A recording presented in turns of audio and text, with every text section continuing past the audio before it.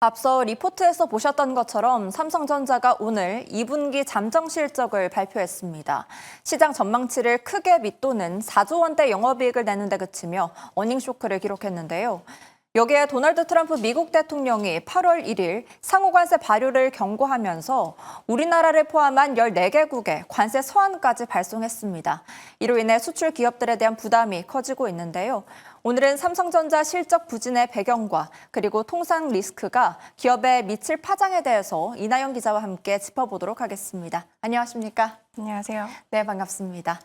네, 먼저 한번 삼성전자의 실적부터 짚어봐야 될 것 같습니다. 시장에서는 그래도 6조 원대 영업이익을 기대를 했는데 4조 6천억 원대로 나왔습니다. 무엇이 실적을 이 정도까지 끌어내린 걸로 보이시나요? 네, 가장 큰 원인은 반도체 사업, 특히 디바이스 솔루션 부문의 부진입니다.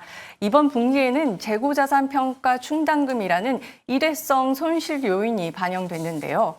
메모리와 비메모리 모두 수천억 원 규모의 충당금이 실적에 영향을 줬습니다. 여기에 원달러 환율 하락으로 환자의 효과도 줄었고 모바일과 가전 부문도 계절적 비수기와 관세 부담으로 이익이 감소한 걸로 보입니다. 특히 반도체에서 고부가 제품인 고대역폭 메모리, HBM에 대한 기대가 컸는데 이번 실적엔 왜 기여도가 낮았던 걸까요? 네, HBM은 기술적으로는 성공했고 시장 수요도 높은 상황인데요. 이번 분기에는 고객사 테스트와 초기 출하 단계에 머물렀기 때문에 아직 매출 기여가 미미했던 것으로 보입니다. 다만 그 엔비디아 향은 이미 SK 하이닉스와 마이크론 HBM이 주도하고 있고 AMD의 경우 후발주자라서 단기간으로 봤을 때는 HBM의 큰 성장은 지켜봐야 하는 상황입니다.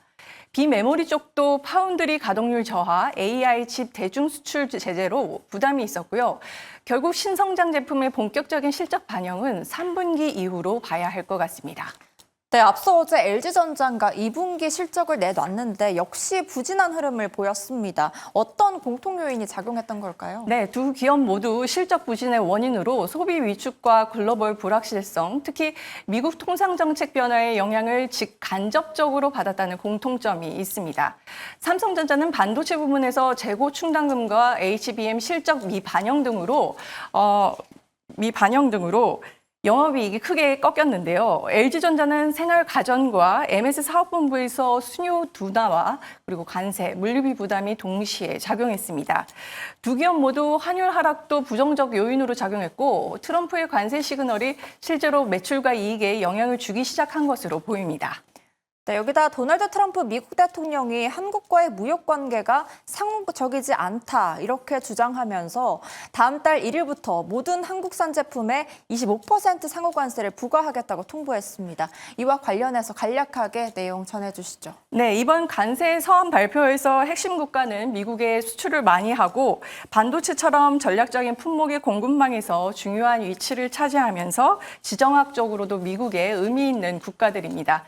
대표적으로 한국과 일본, 말레이시아가 여기에 해당하는데요. 이 중에서도 우리나라는 메모리와 파운드리 분야에서 글로벌 반도체 공급망의 핵심 역할을 하고 있죠. 미국은 중국을 견제하기 위해서 첨단 반도체 장비 수출을 제한하고 있는데 우리나라는 이에 협조해 왔습니다. 하지만 동시에 미국은 우리나라가 중국과 가까워지지 않도록 압박하면서도 방위비 분담금과 국방비 지출을 더 늘리라는 요구도 함께 하고 있는데요. 지난해 기준 우리나라는 미국에 약 1,315억 달러어치를 수출했고 그중 약 473억 달러어치가 이번 상호 관세 대상 품목입니다. 트럼프 대통령은 원래 지난 4월 9일부터 이 품목들에 25% 상호 관세를 부과하겠다고 밝혔지만 90일 유예한 뒤에 지금까지는 기본 관세 10%만 적용해 왔습니다. 우리 정부는 유예 기간 내에 협상 타결은 어렵다고 보고 관세 적용 시기를 더 미뤄달라고 요청해 왔는데요. 이번에 트럼프가 보낸 서한을 보면 관세율은 그대로 25%로 유지되지만 실제 부과 시점은 8월 1일로 연기된 것입니다.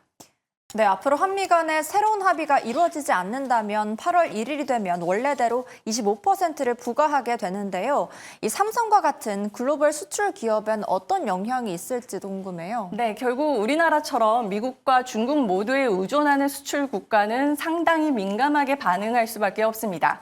관세는 단순히 수출 단가에 영향을 주는 게 아니라 전체 원가 구조와 공급망 전략을 흔듭니다. 특히 삼성과 LG처럼 미국 시장 비중이 높은 기업은 관세를 제품가에 전가하기도 어렵고 수익성이 직접 타격을 입을 수밖에 없는데요.